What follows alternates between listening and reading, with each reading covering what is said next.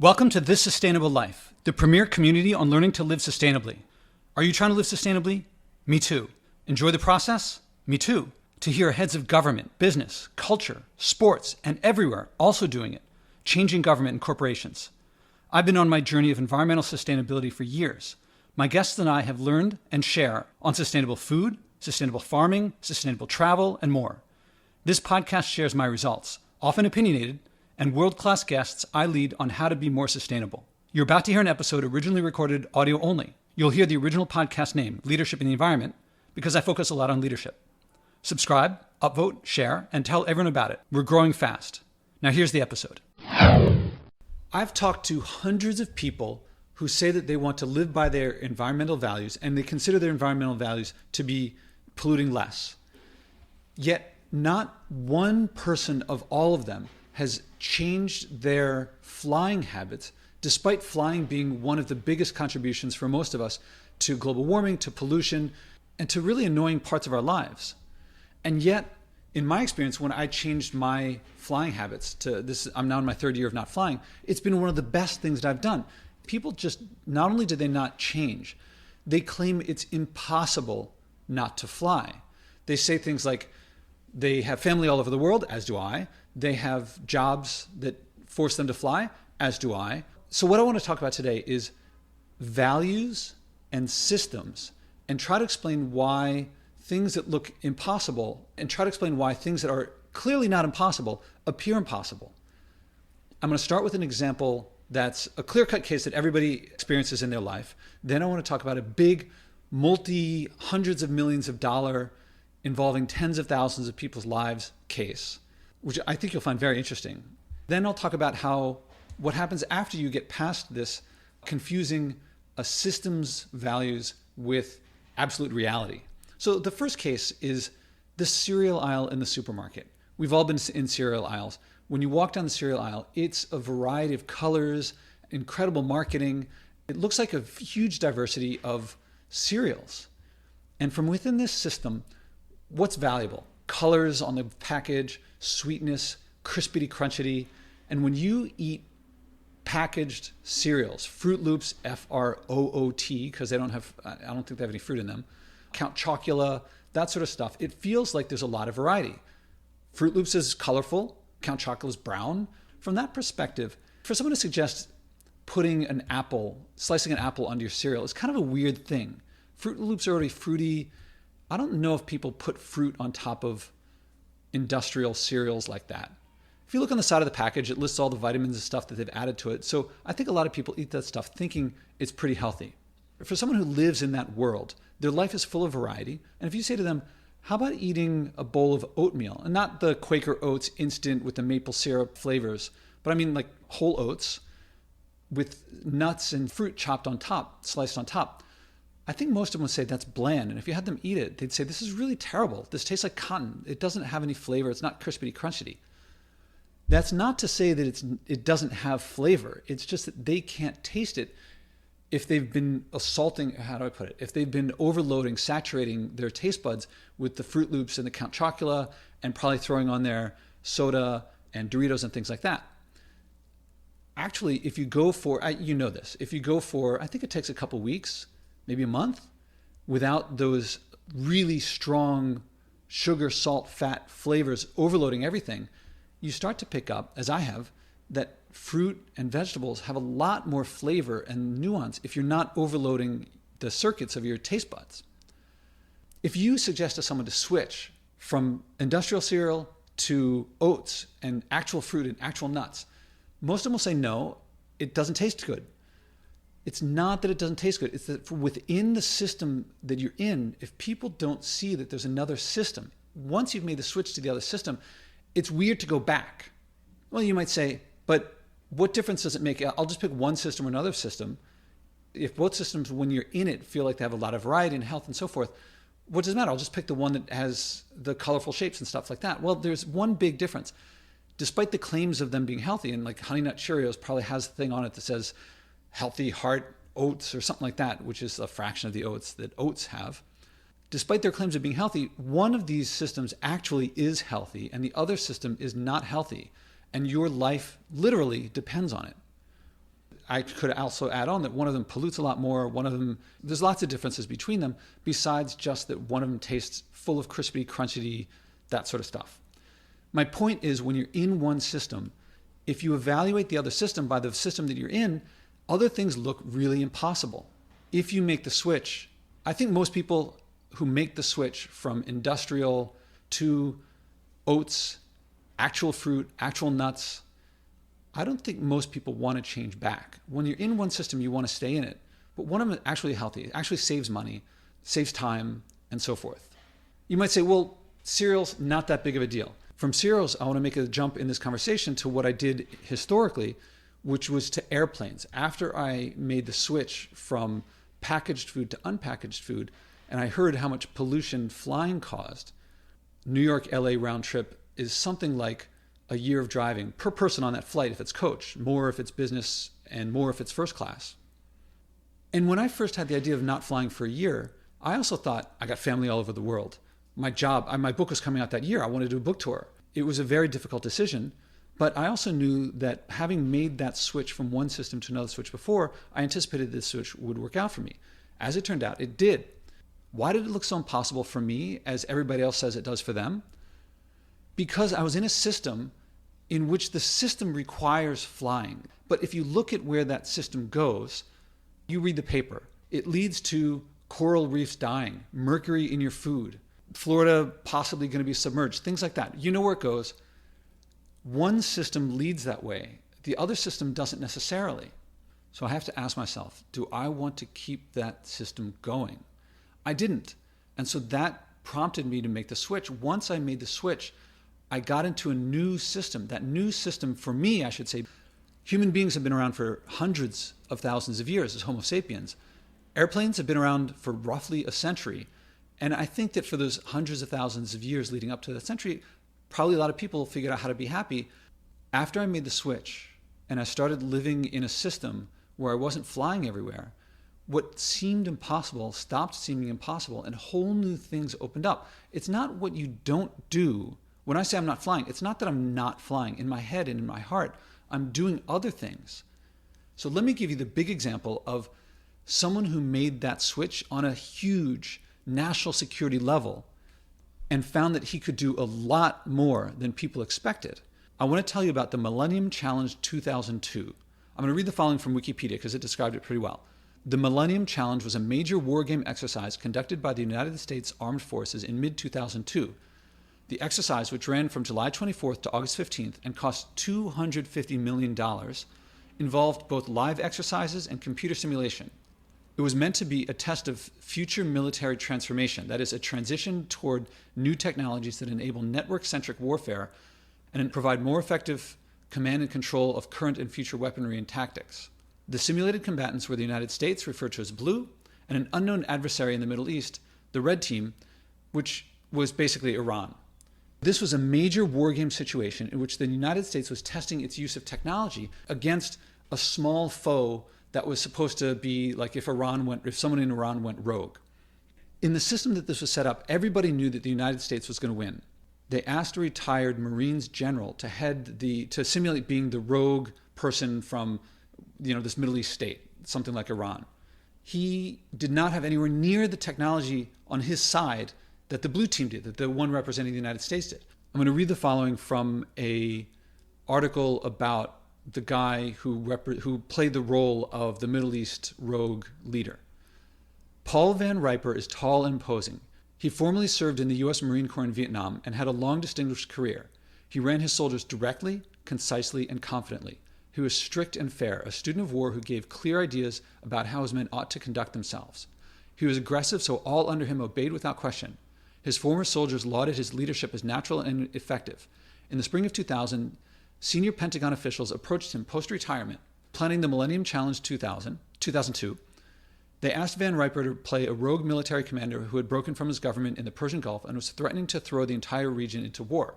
He had considerable power base and was harboring and sponsoring multiple terrorist organizations and was strongly anti-American. On the opening day of the simulation, the Blue Team, that is representing the United States, sent 10,000 troops into the Persian Gulf, the simulation. This is me speaking now. All this is simulated, so there were no people dying, there were no ships sinking. It was all simulated. On the opening day of the simulation, the blue team, the Americans, sent 10,000 troops into the Persian Gulf, parked an aircraft carrier battle group offshore the red team's home country, and demanded surrender, acting with confidence, ostensibly knowing the red team's vulnerabilities and moves. Van Riper did not act as the computers predicted. The blue team had destroyed all the electronic fiber optic communications, assuming that the red team would rely easily on intercepted satellite communication. Van Riper instead used messages hidden in prayers and motorcycles. He used World War II era methodology to circumvent the modern technology that would give up his moves. Okay, so this is me again. What happened was they sent in the big, giant aircraft carrier and they just came in and said, surrender. And they figured we can tap into all his communications. We know exactly what it's going to be doing. There's not much that he can do. So what happened? Let's go back to the article, quoting again. On the second day of the game, Van Riper put a fleet of small boats in the Gulf to track the ships of the invading Blue Navy. Then, without warning, he bombarded the Navy in an hour-long assault with cruise missiles. In the end, 16 American ships were at the bottom of the Gulf. Had this been a real war, 20,000 American servicemen and women would have died without having fired a single shot. He wiped up the floor with them. It looked like it should have been completely one way, the other way. How did he do this? Because he was not relying on technology. He didn't live by the values that they all set this thing up by. He looked at the values that he had for him, and he figured out how to make things work. So there was an interview by Nova, PBS's TV show. I'm going to read you what he said about technology. And I want you to, as you listen to this, think about how people view technology with respect to the environment, because I think a lot of people think technology will save us. Well, the technology doesn't quite exist yet, but we'll have solar-powered airplanes. We'll have carbon sequestration, things like that. That's living in one system and thinking technology has always worked. Let me read what he says. So Nova asked him, how has technology changed the nature of war? Paul Van Riper responds, when I look at any of the modern technology, whether it's precision-guided munitions, some of the automated command and control, the use of space, the overhead surveillance systems, and so on, I appreciate that technology, but I try to take the long view. Look back over the course of history. There are many moments that could have been called breakpoints because of technology. People at the time thought the world would be fundamentally different because of that technology. Gunpowder would be an example, use of gas in World War I, atomic and nuclear weapons. In reality, the fundamental nature of war has not changed. It won't change, and in fact, it can't change. The nature of war is probably best explained and articulated by Prussian general and theorist Karl von Clausewitz, who wrote the classic On War. In the book, he lays out the nature of war, which is, first of all, fundamentally uncertain. There is no way to predict how any war will turn out. As he said, it has its own dynamics as it unfolds. Okay, so it's back to me now again. This contrasts greatly with how most people view technology with respect to the environment. People are living in this world thinking, they're living in a system thinking things will work out. Things have always worked out.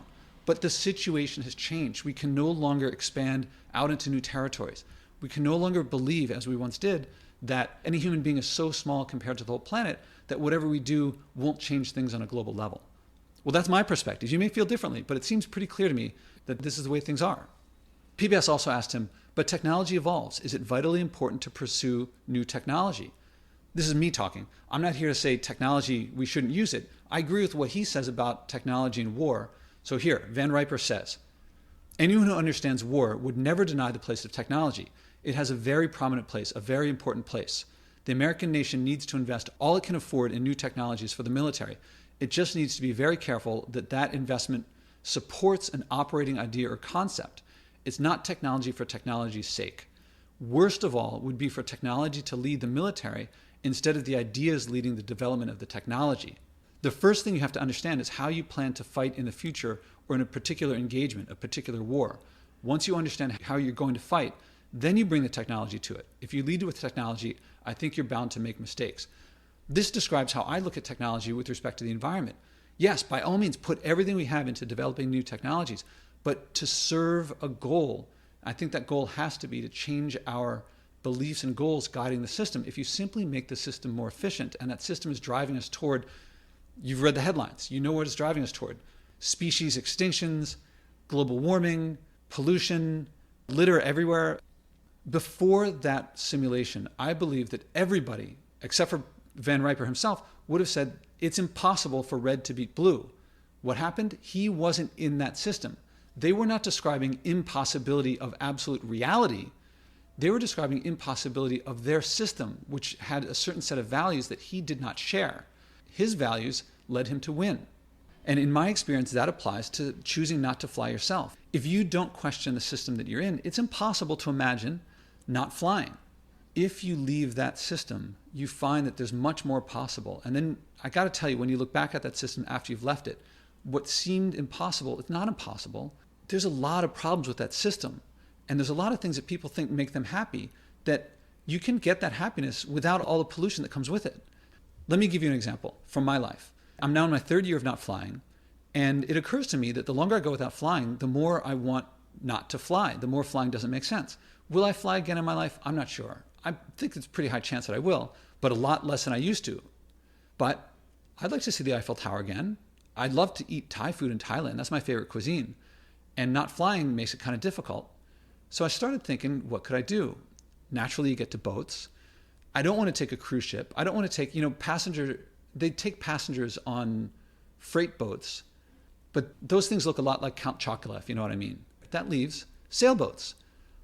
Sailboats, you got to make them. That produces something, but wind is renewable. Even I thought it was kind of weird to start talking about sailing across the Atlantic, or not possible. But in the way that I normally do, I just put the word out. I started talking to people. And if you listen to some of my podcasts, especially the John Lee Dumas podcast, you'll hear that I talk about it. And the more that I talk about it, the more I find there's a lot of people that sail. A lot of people who sail mostly up and down the eastern seaboard, close to New York, I'm talking about. But they go across the Atlantic. And the more I talked about it, people started coming back to me and talking about their uncles or their friends who sailed and stuff like that. And now things have worked out really interestingly.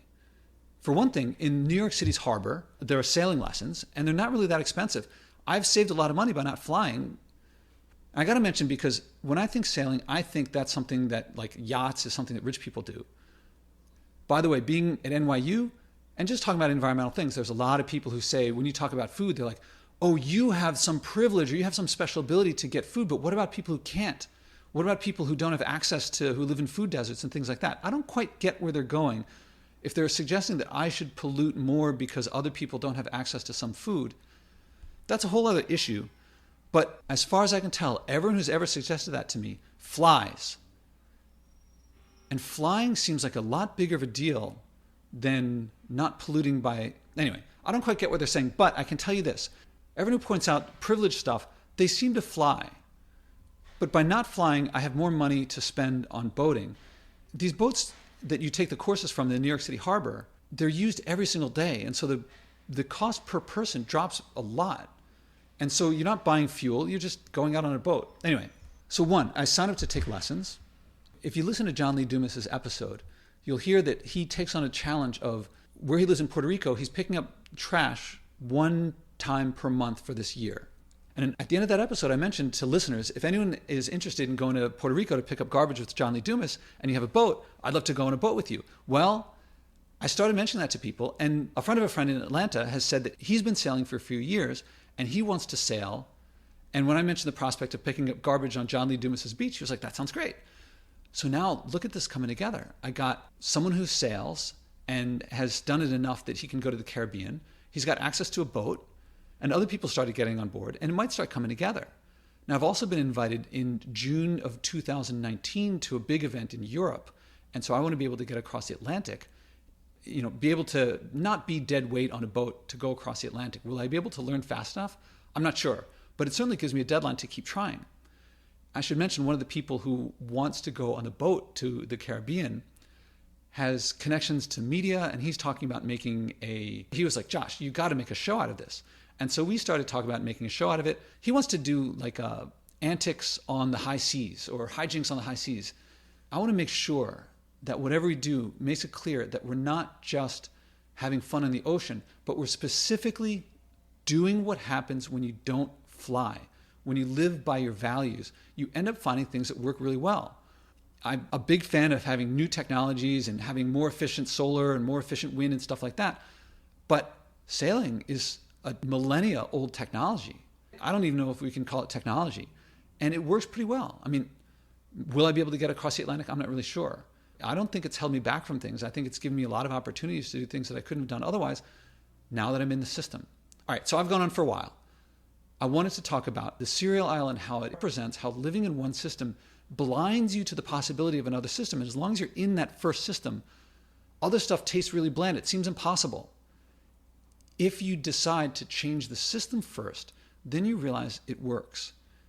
So Paul Van Riper in the Marines, retired and doing the Millennium Challenge 2002, he exited the system and was able to do what everyone would have considered impossible on a huge close to $1 billion scale.